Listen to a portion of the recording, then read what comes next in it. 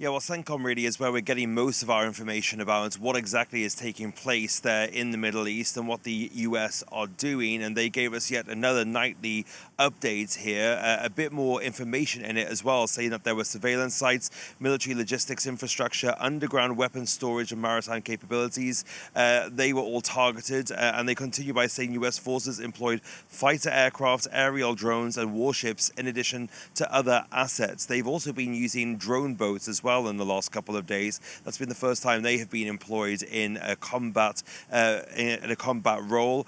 So the U.S. Really starting to tick up here in what it's striking in Iran. And of course, just 24 or so hours ago, we saw numerous bridges also targeted. And of course, Donald Trump has long threatened to target civilian infrastructure, and it appears that CENTCOM is now carrying out those commands by the commander-in-chief. Now, there's talk of an escalation. What are we seeing about that? Can you confirm?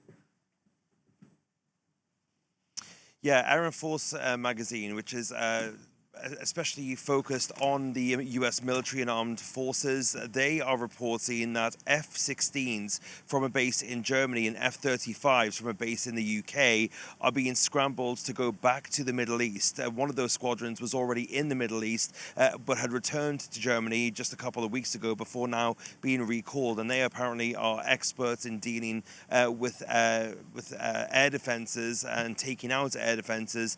So it is likely that that is what they will be employed for if and when they go back to Iran and that area. And Axios at the same time is also reporting that the Americans have told the Israelis they're going to send dozens of more refueling aircraft to Israel to be ready for a potential larger scale operation. At the moment, there are about 60 refueling aircraft in Israel, and they want the Americans want to kind of boost that number up to the same kind of level that there was at the beginning of this war. This all comes, of course, as Donald Trump has had that meeting in the Situation Room on Tuesday, where he was briefed about numerous different options for Iran. One of them was conducting more strikes on Iran's infrastructure, the nuclear facilities as well, to kind of bury those even deeper underground than they already are. And the other thing that he's been briefed on is bombing Pickaxe Mountain, which is an underground site which is believed by the Americans to be a facility in the making. So many more options on the table for Donald Trump. Whether he wants to go